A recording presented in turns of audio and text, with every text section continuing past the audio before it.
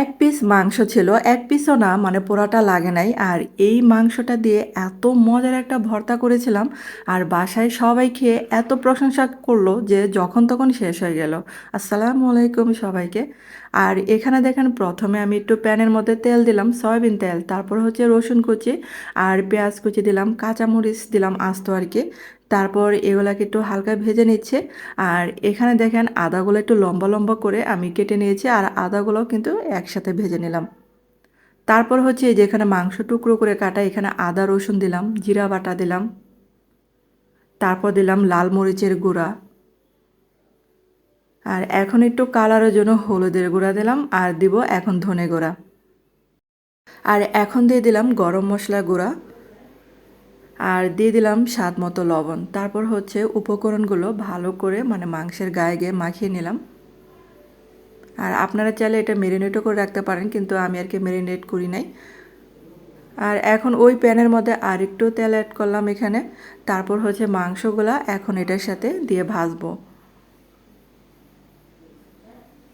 আর এগুলা মানে একটু ভেজে নিলাম।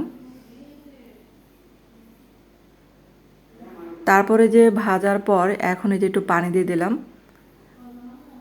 আর এই যে পানি দিয়ে আবার একটু নাড়াচাড়া করে দিতে হবে। আর পানিটা একবার শুকিয়ে গেলে আমি কিন্তু আরেকবার পানি দিয়েছিলাম, তো এখানে দুইবার পানি দিয়ে কিন্তু এই মাংসটাকে আমি সিদ্ধ করে নিয়েছি। তারপর হচ্ছে দেখেন এই যে মানে পানিটা একদম ভাজা ভাজা করে নেব, আর যেন ওই যে চিকেনের গায়ে কোনো পানি লেগে না থাকে, আর একদম মানে শুকিয়ে নেব এটা। আর বন্ধুরা যারা আমার চ্যানেল আজ প্রথম ভিডিও দেখছেন কিন্তু চ্যানেলটাকে সাবস্ক্রাইব করতে ভুলে গেছেন, তাদের কাছে প্লিজ অনুরোধ রইল চ্যানেলটাকে সাবস্ক্রাইব করে আমার পাশে থাকতে পারেন। আর এই যে দেখেন এখন একটা বাটনা নিলাম, তো বাটনার মধ্যে আগে লবণ আর শুকনো মরিচ একটু গুঁড়ো করে নিচ্ছি। আর এই চিকেনটা একটু ঝাল ঝাল করে খেলে আর কি বেশি ভালো লাগবে। তারপর দেখেন এই যে ভাজা চিকেনটা দিয়ে দিলাম এখন। আর এটা কিন্তু বাটাবাটি করা লাগবে না, তো বাটনার মধ্যে এরকম করে ম্যাশ করে নিলে কিন্তু এটা ভর্তাটা হয়ে যাবে।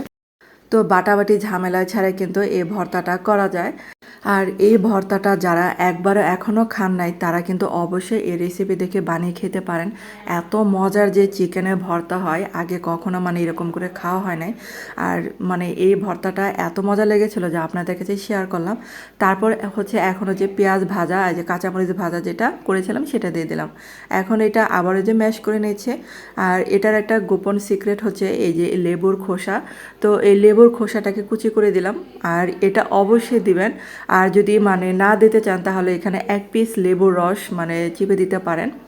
তারপর হচ্ছে এটা কাঁচা পেঁয়াজ কুচি করে দিলাম, এটাও মানে হাত দিয়ে ভালো করে মাখিয়ে নিচ্ছি।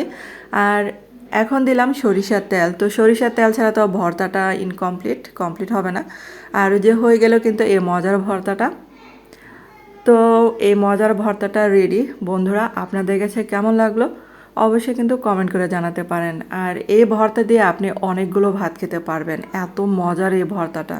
আর লেবুর খোসা দেওয়াতে এই ভর্তার স্বাদটা 3 গুণ বেড়ে গিয়েছিল।